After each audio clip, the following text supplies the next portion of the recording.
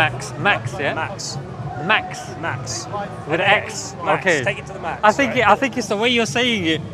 It sounds maybe a TS at the end, an X. Some people think it's Matt or like Matthias or whatever. Yeah. I think it's the way you say your S is quite unique, the way you pronounce it. Yeah. It sounds like an S at the end when it's an X.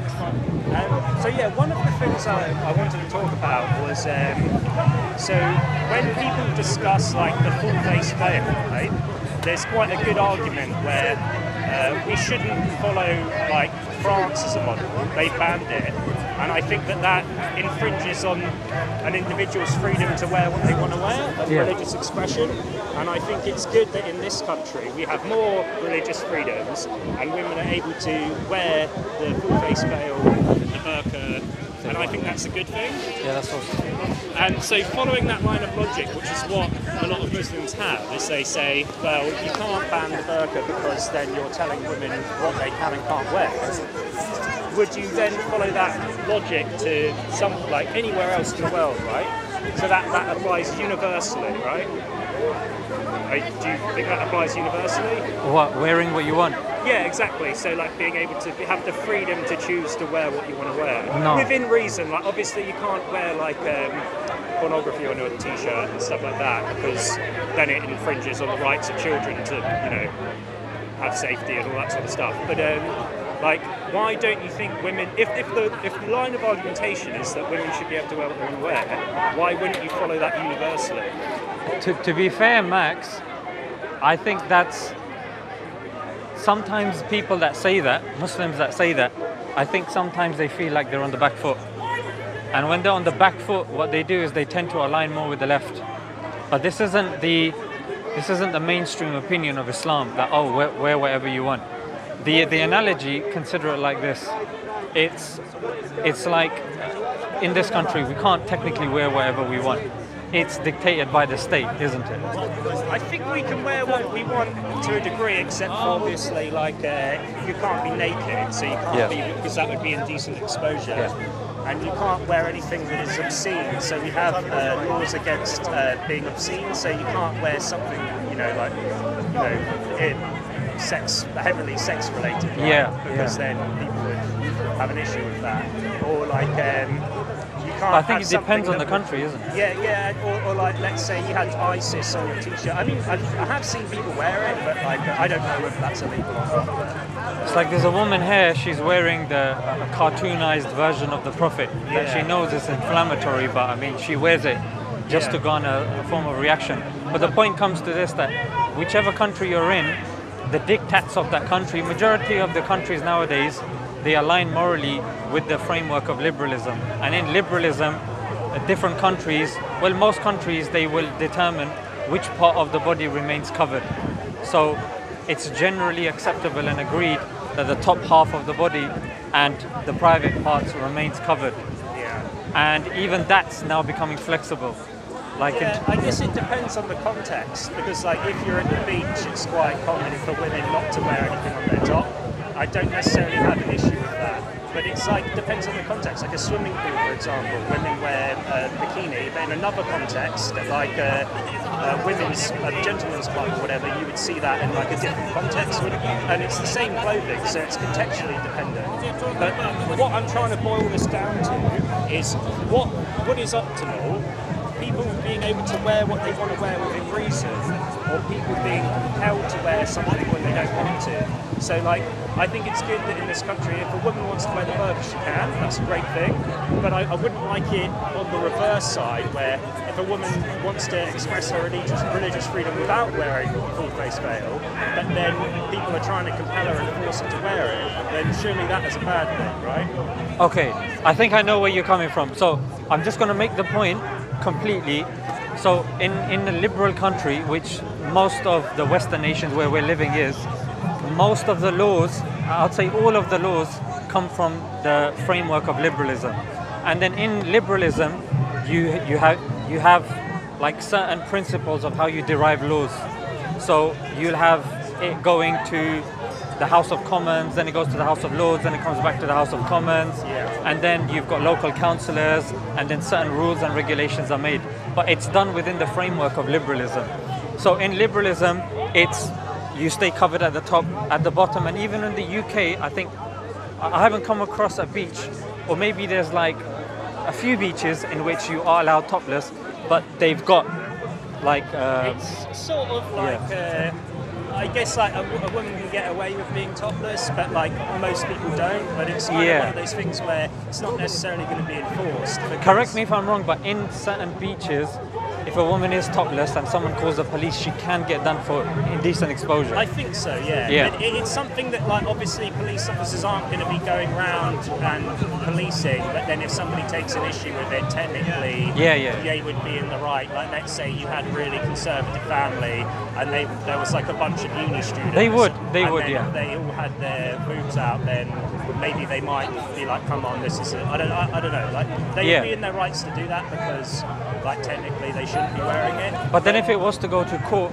the principle that I don't think it would be worth prosecuting. Like, if just tell them like to, not do that if it's bothering other people.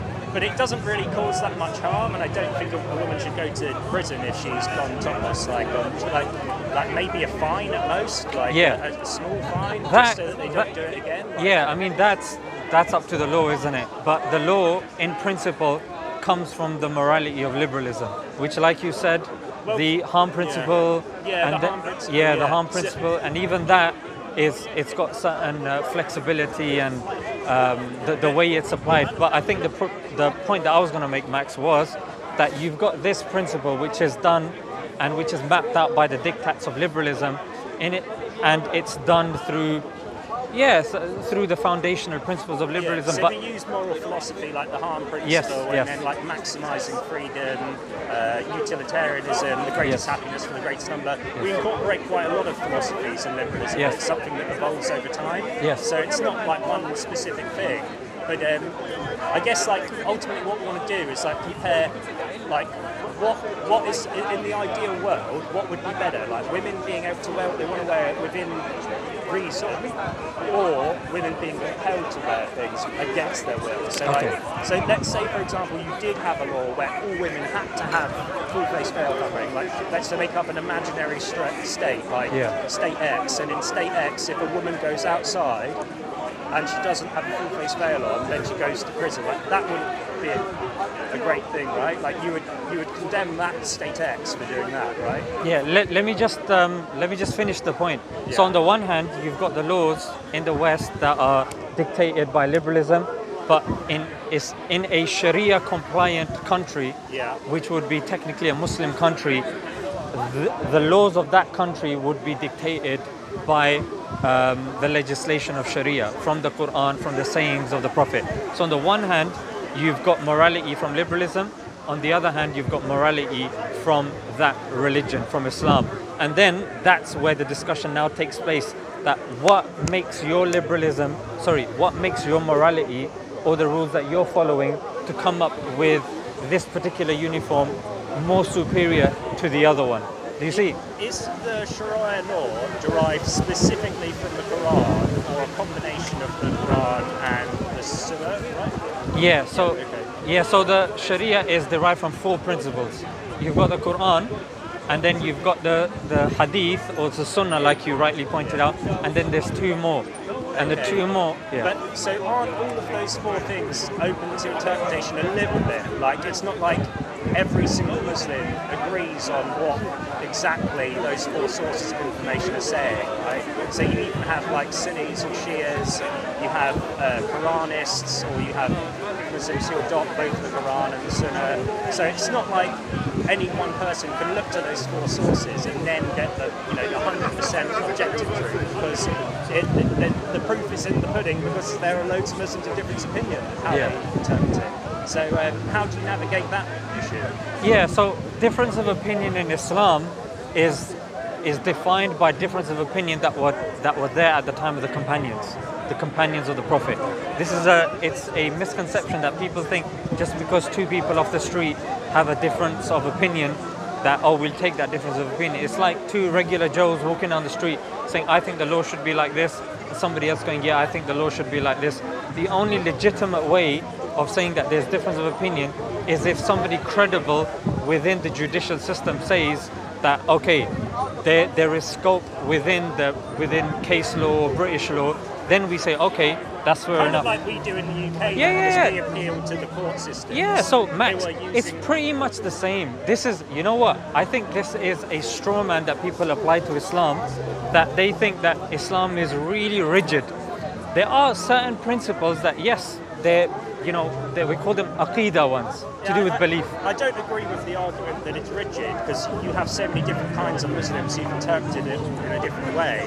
And I wouldn't necessarily say because you have you all have a difference of opinion, but like for me, being outside of the religion, I don't distinguish between like a Sunni Muslim and a Shia Muslim. I'm not like, well, that one is a real Muslim and that one isn't. They're all Muslims. If you identify as a Muslim, you're a Muslim. That's my criteria for being a Muslim. But you might have a different criteria. No, to be fair, that makes sense. In fact, this is what we say as well. You know, sometimes when there's internal conflicts, we say, look, it doesn't matter to the average Brit. Are you British? Yeah. So to the average Brit, they're not going to be looking into the intricacies of, are you a Sunni, are you a Shia? They're just going to be looking at you as a Muslim. So it's important how you behave and how you conduct yourself, because that is the ideal form of da'wah, of preaching through your actions. And yes, you preach using your words as well, but primarily the best form of preaching is done through your actions.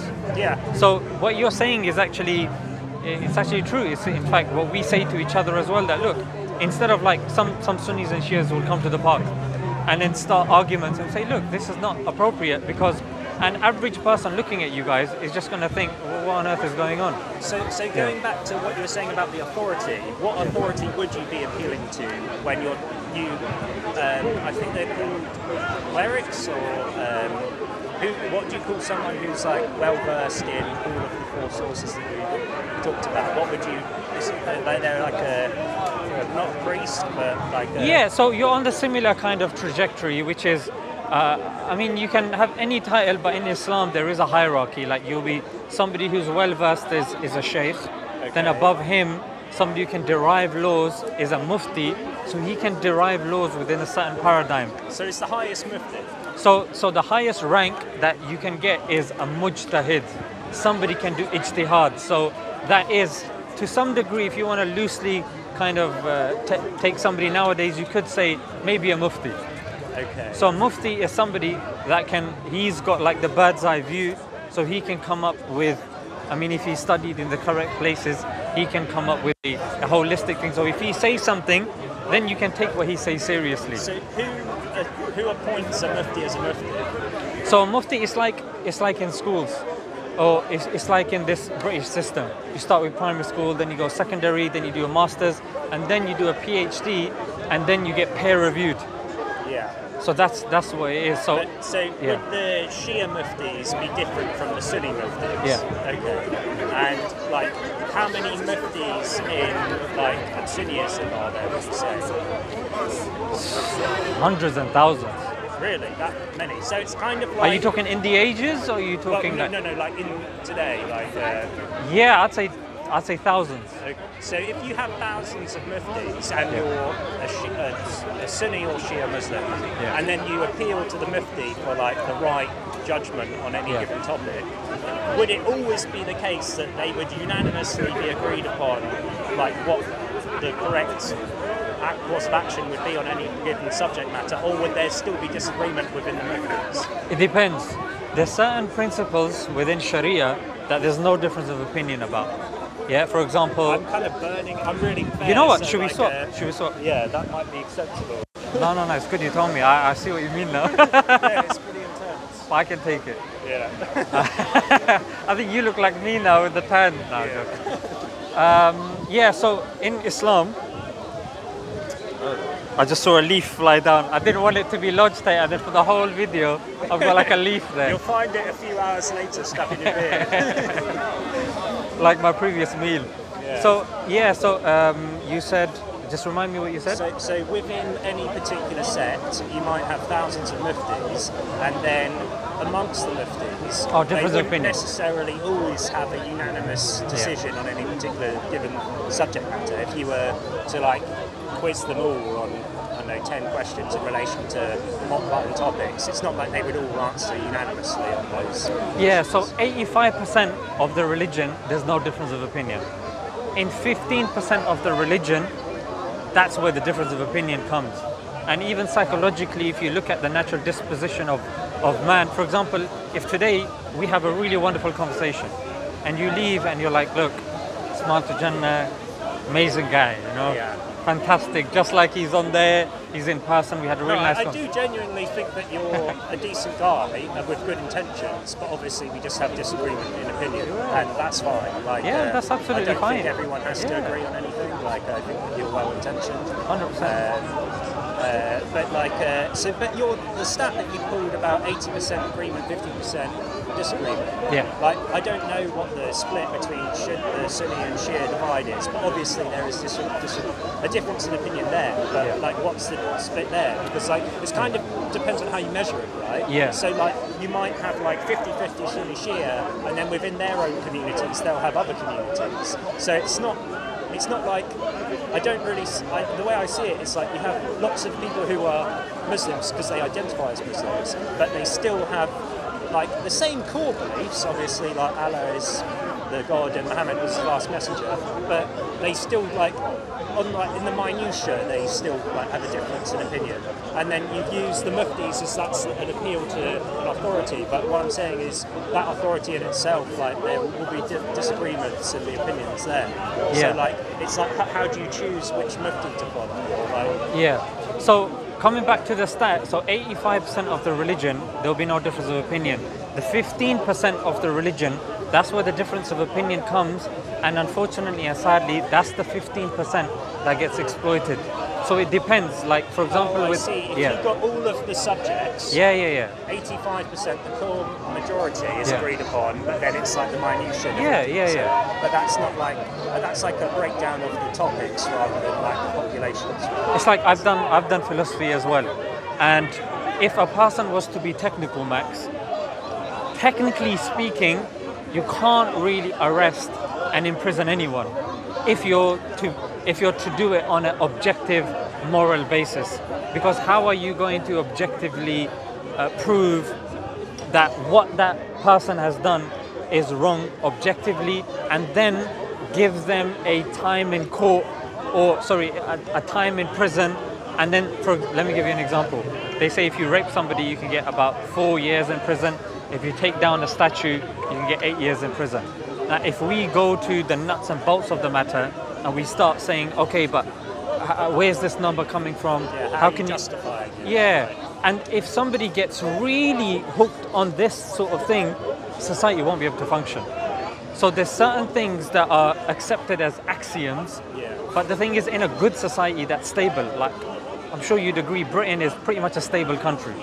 It's I guess it depends on what way you measure it, but relative to like the global stage, we have it pretty good here. Like in terms of like coups and stuff.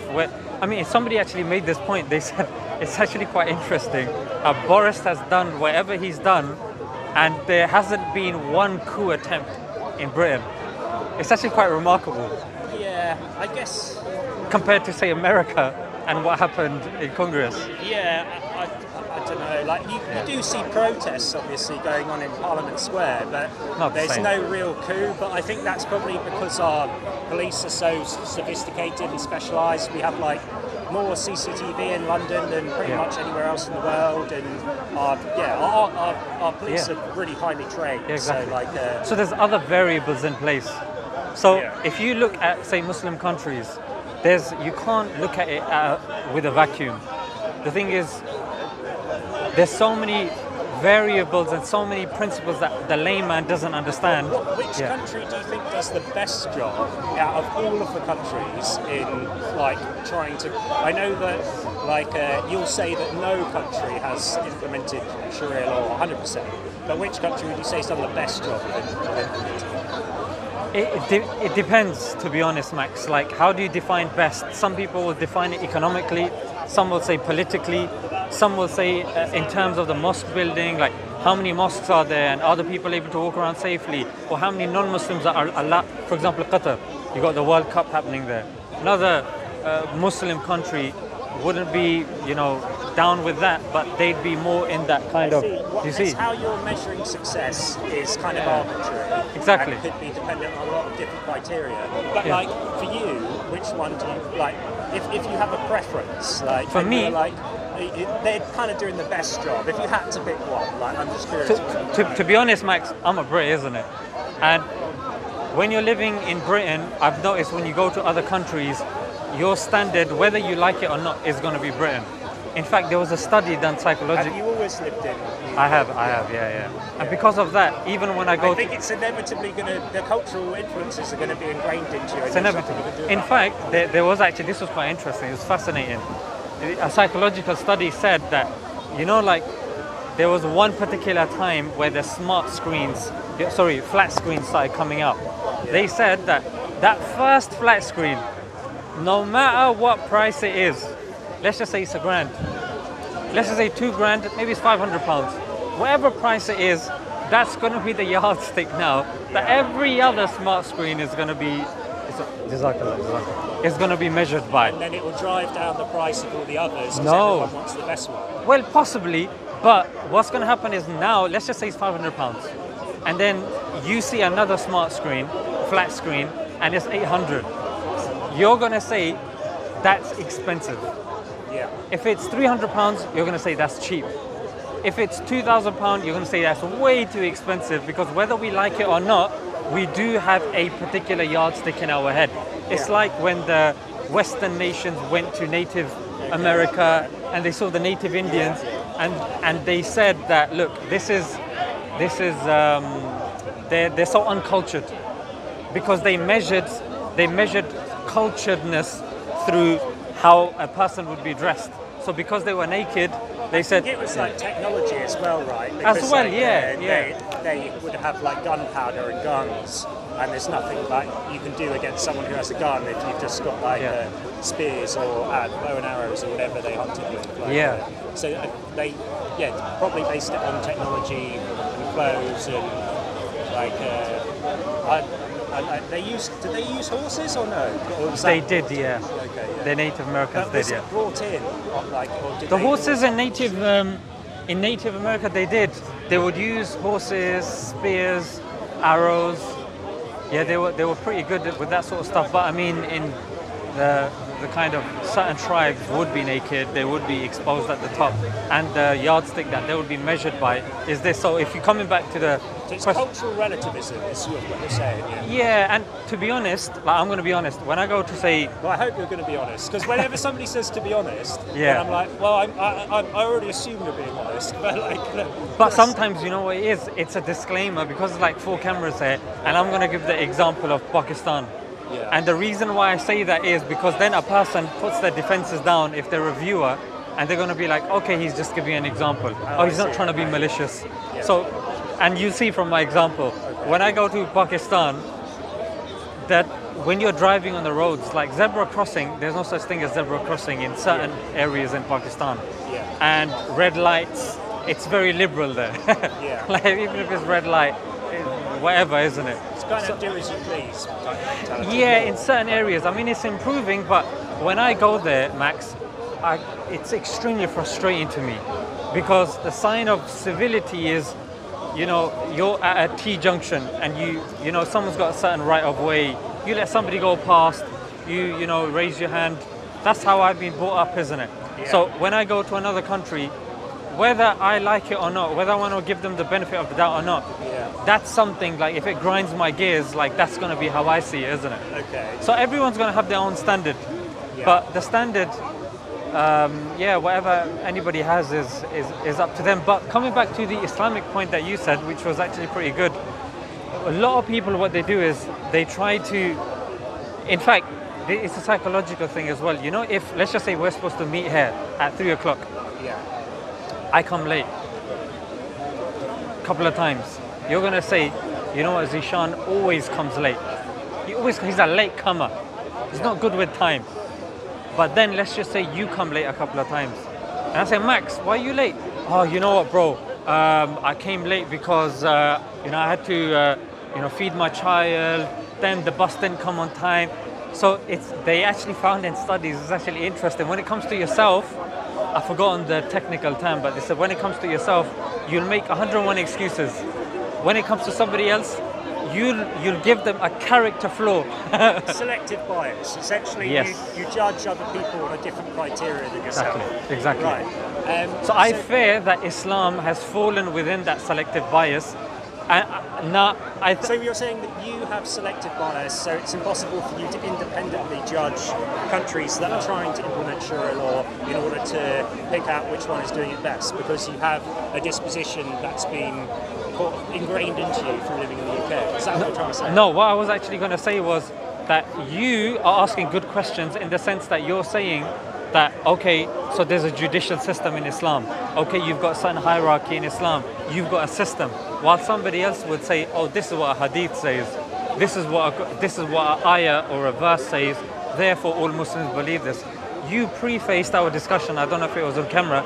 You prefaced it by saying that, look, I don't represent all agnostics and you don't represent all Muslims. Yeah. We're just having a civil conversation. Yeah. So that's what I was trying to say, that I think that's a very healthy way of people thinking that if they are on the fence somewhat, like you are by definition an agnostic, and you pick that term very carefully, rather than an atheist or rather than a theist, it makes it, I would say, it's a more rational way to have a discussion, as opposed to somebody coming and nitpicking certain verses. Because just like, you know, we've got Britain that's been around for so long, the Ottoman Empire, you've heard of the Ottoman Empire, isn't it? Yeah. So the Ottoman Empire was around for approximately about 600 years or so. And there's an entire judicial system, laws that would be implemented. So other than the Ottoman Empire, the other one that's somewhat documented is the Egyptian Empire that we have. But the Ottoman Empire, you can actually go home and access the records. It's actually called the Sijil.